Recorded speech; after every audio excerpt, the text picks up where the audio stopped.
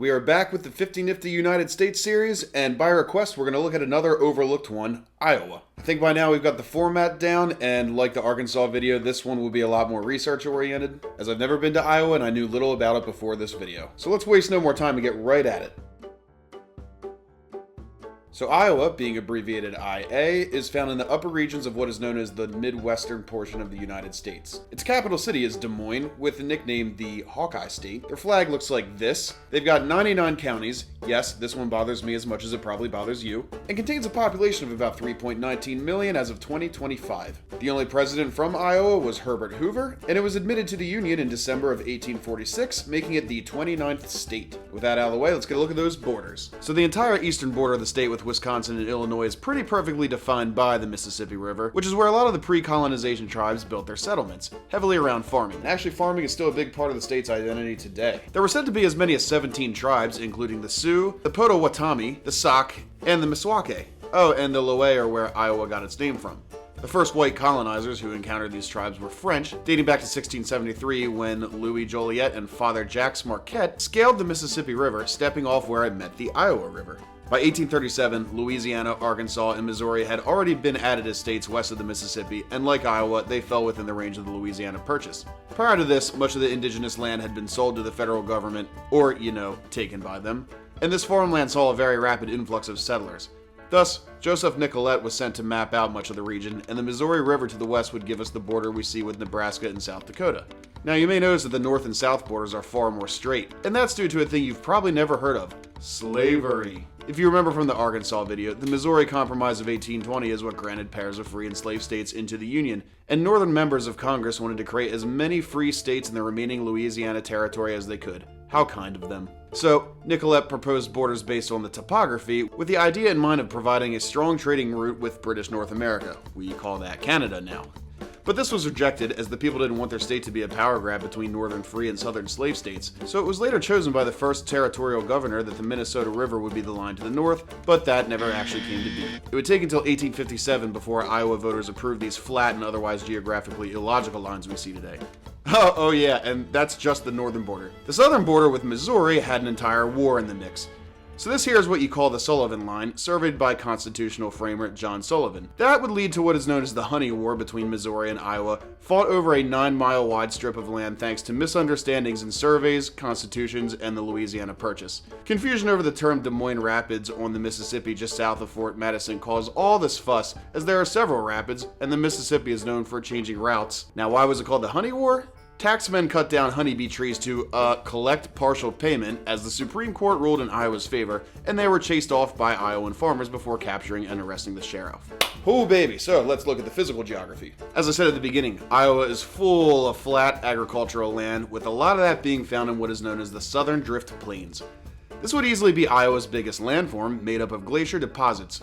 Yet, there are still rolling hills, as these have been carved up by streams over the years, and its immaculate draining system has only helped with the state's agricultural sector. However, larger amounts of hills are going to be found up in the northwestern plains, full of loess, which are wind-blown silt deposits varying greatly in height. Moreover, the Paleozoic Plateau to the east would be the part that differs the most from the rest of the state. There's a far greater abundance of rock, with deep valleys, as well as vast amounts of woodlands higher than any other part of the state. This makes for some more unique plant animal life, but we'll return to that later. Looking at the rivers though, we already mentioned the Mississippi and Missouri rivers bordering the state. However, within, we can find the Des Moines River essentially cutting through it diagonally, rising in southern Minnesota before passing by the capital and working as a tributary of the Mississippi. This actually caused what is known as the Great Flood of 1851, which nearly leveled the then new city of Des Moines. Rising also in Minnesota and running through much of the eastern part is the Cedar River, being a tributary of the Iowa River.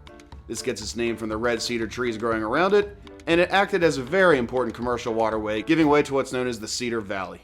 This is also where Cedar County got its name. No surprise here, but Iowa has no mountain ranges, meaning that some rolling hills are going to be the only thing giving us any kind of high peak, and thus the highest point in Iowa is what's known as Hawkeye Point, located in Osceola County at only 510 meters above sea level. As far as highways go, primarily I-80 runs through the state horizontally, which if you ever take this, be ready to see nothing but plains, farms, and more plains, and corn. 35 meets with this in the capital city of Des Moines, and 29 runs along almost its entire western border up through Sioux City. Speaking of Sioux City, let's look at some cities. So we'll start with the largest city in Iowa, which is indeed the capital of Des Moines.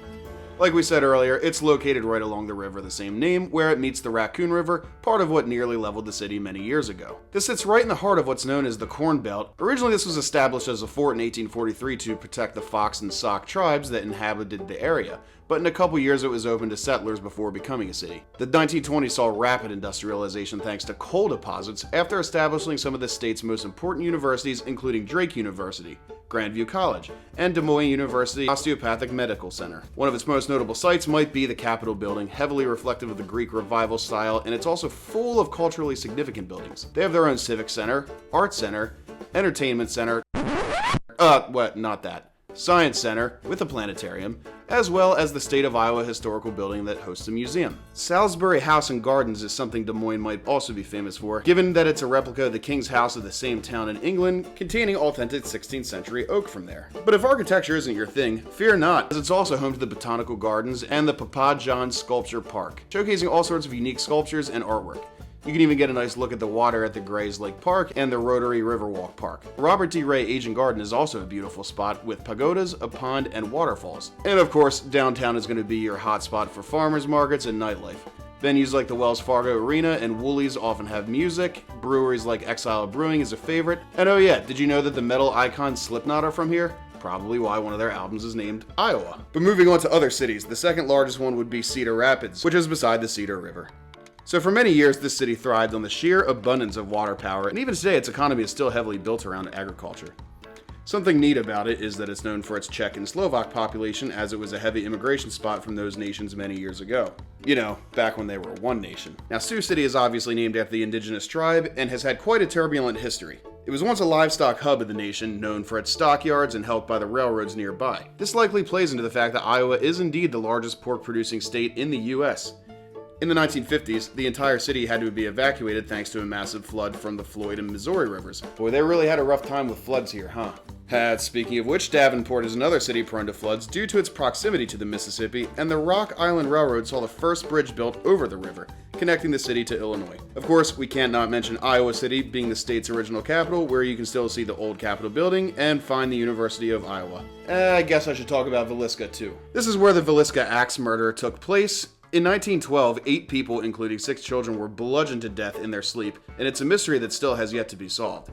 You can now experience this location yourself, as the farmhouse was restored and feels like a very eerie step back in time. One more we'll touch on is Waterloo. The Battle of Waterloo saw the fall of Napoleon. Wait a minute. Wrong Waterloo. No, Waterloo, Iowa was a heavy bastion of black civil rights movements, including strikes, anti-discrimination protests causing companies to accept black workers, and several race riots as discrimination existed in schools well into the 70s here. In a similar vein, Iowa had less action than others in terms of the Civil War, but there are several sites paying homage to this era. Notably, the Tabor Anti-Slavery Historic District is where Minister John Todd hid the abolitionist leader John Brown for some time. There are also monuments to the soldiers scattered everywhere. You know what else is scattered everywhere? Historical and state parks. Effigy Mounds may be one of the most culturally significant ones, especially to the surviving natives, a preservation of 200 mounds. Of course, you can see Herbert Hoover's house, and the Lewis and Clark Trail that traverses 16 states passes right through here. Iowa's tallest waterfall would be Dunning Spring in what's called Decorah, standing at over 200 feet. If you recall, I mentioned the ice deposits that made up some of the state's landscape, and you can actually see an ice cave very close to this up until summer. The area actually has a lot of waterfalls, including the Seaward Springs Spillway and the Malafini Springs Falls, which is absolutely loaded with greenery, giving it a unique look. A land anomaly Iowa is known for is also the Mid-Continental Rift, which runs from Kansas all the way through the state to Lake Superior, one of the 5 Great Lakes. Actually, this fault is the cause of several different strange gravitational occurrences, like Greenleaf. It may not be a state known for caves, but one can find Maquoketa Cave State Park with a 6-mile trail system and Crystal Lake Cave, which was discovered by miners in the 40s. Much of Iowa's climate is pretty average with its 4 seasons, getting very cold in the winter, but seldom holding snowfall through the duration, while its summers are hot and can get very humid. Unfortunately, much of its natural wetland vegetation has been destroyed due to the agricultural sector. However, more careful practices are being put in place to help reduce this. Therefore, you can find common animals like squirrels and deer. Surprised you there with that one, huh? But the river Otto and wild turkey have been reintroduced after nearly going extinct in the 60s. If there's an even bigger resurgence in the state, it would be the bald eagle seen all over the state, especially in the wintertime near water. Have you ever heard of Rogbrai? Oh, me neither. Not until I researched this script. It's actually an acronym that stands for Register's Annual Great Bicycle Ride Across Iowa. This is basically an event where a large group of people bicycle across the entire state of Iowa with different trails every year. In fact, this will be the 52nd year in a row, and it draws people from all across the country since it's the longest and largest recreational bike tour in the world. Maybe this physical activity has something to do with why Iowa once had the highest life expectancy in the US, but that has since gone down. Come on, Iowa, get in there and reclaim your throne. They also really like dirt track racing here, being home of the Boone Speedway and Buena Vista Raceway. Could this play into the fact that car fatalities cause more deaths than drug overdoses in Iowa? Fun fact. Iowa doesn't have a whole lot of claims for huge American brands, but Casey's gas station was founded here for all those who like to seek out every special Mountain Dew flavor imaginable. And for the beer nerds, you can find the Iowa Eagle, a classic lager. However, some neat inventions like the trampoline, the world's first digital electronic computer, and Pinterest all come from here. Would you believe it if I told you a popular food in Iowa is corn? In fact, it's sometimes even called the Corn State, being the biggest producer of it in the US. Naturally, they also love their pork tenderloin, especially when it's breaded, and there's even a dessert called a Snickers salad. Yeah, apparently breaking up Snickers bars with Granny Smith apples and marshmallows with pudding is a thing here, and the red delicious apple was first grown here. Culturally, the struggle for civil rights is a big part of Iowa's identity, which I hinted at a little bit in the beginning. Moreover, besides Czechs and Slovaks, Iowa has a decent diaspora of Norwegians and Danes, with museums accompanying all of this.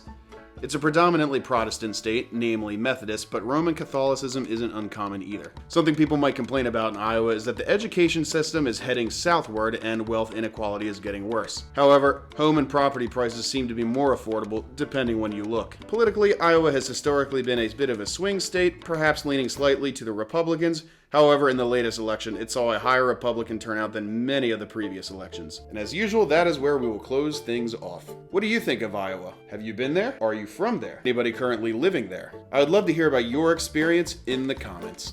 Thank you from the bottom of my cold, black heart.